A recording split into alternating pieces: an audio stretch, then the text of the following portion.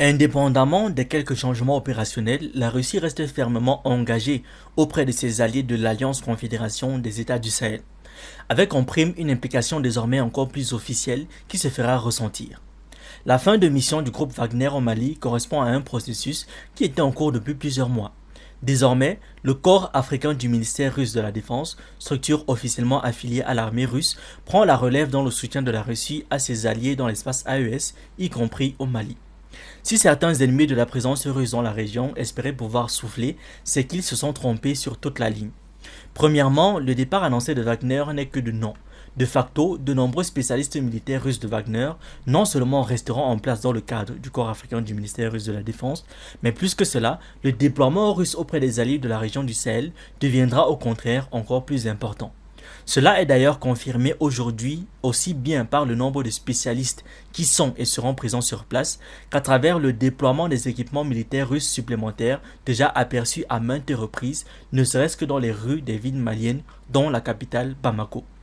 Toujours en parlant d'équipement et de l'implication dans la lutte antiterroriste conjointe AES-Russie, tout indique que le soutien aérien russe au profit des alliés sera lui aussi encore plus conséquent. Les impressionnantes frappes récentes menées par les pilotes du corps africain du ministère russe de la Défense contre les terroristes affiliés à Al-Qaïda dans la région sahélienne, notamment au Mali, confirment cette thèse.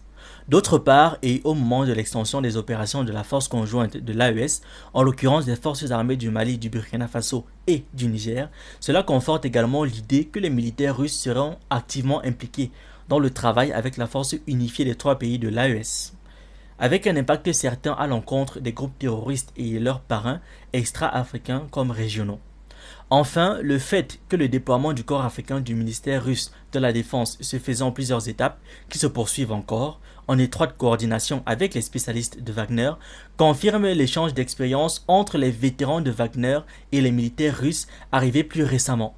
D'autant plus que les nombreux spécialistes de Wagner connaissant le terrain, notamment au Mali, resteront en place et continueront à participer aux opérations antiterroristes. Tous ces éléments confirment plusieurs aspects déjà abordés dans les analyses, notamment en ce qui concerne justement le déploiement russe aux côtés des alliés africains qui non seulement se maintient, mais bien plus que cela, qui se renforce considérablement. Le tout à l'heure de l'officialisation d'une alliance panafricaine et multipolaire Afrique-Russie, dans laquelle l'AES joue un rôle des plus privilégiés. Aussi, le corps africain du ministère russe de la Défense, qui prend la relève sur le papier de Wagner, sait pertinemment qu'il aura la lourde tâche d'être à la hauteur des objectifs, sachant que le travail de Wagner, notamment au Mali, était réellement exceptionnel, y compris dans la libération de nombreuses villes maliennes de l'occupation terroriste, une occupation ayant souvent duré plus d'une dizaine d'années.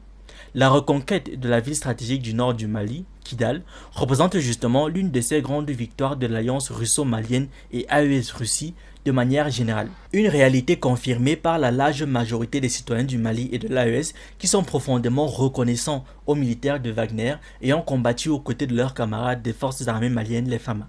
Des victoires dont les régimes occidentaux, notamment français, ne pourront jamais se vanter. N'ayant non seulement jamais cherché à combattre réellement le terrorisme, aujourd'hui apparaissant au contraire de manière qui ne peut plus être voilée comme précisément des parrains du terrorisme. Enfin, et au-delà des principaux ennemis de l'ère multipolaire en Afrique, en l'occurrence les régimes otano-occidentaux, la confirmation officielle de l'implication du corps africain du ministère russe de la Défense constitue une excellente réponse à certains acteurs régionaux qui, de par une vision irresponsable et arrogante, peut-être pouvaient penser que les tensions avec Wagner n'auront pas d'impact sur les relations avec l'État russe, se référant à des mercenaires d'une compagnie privée, en oubliant par la même occasion que Wagner représentait et représente précisément les intérêts de la Russie. Merci d'avoir regardé cette vidéo, n'oubliez pas de liker, de partager et de donner votre avis en commentaire. Vous pouvez aussi nous suivre sur nos différentes plateformes Facebook, YouTube, TikTok et surtout sur le réseau social africain Diba World, disponible sur Android et iOS. Pour ceux qui le souhaitent, vous pouvez aussi rejoindre notre communauté WhatsApp. Tous les liens utiles sont dans la description.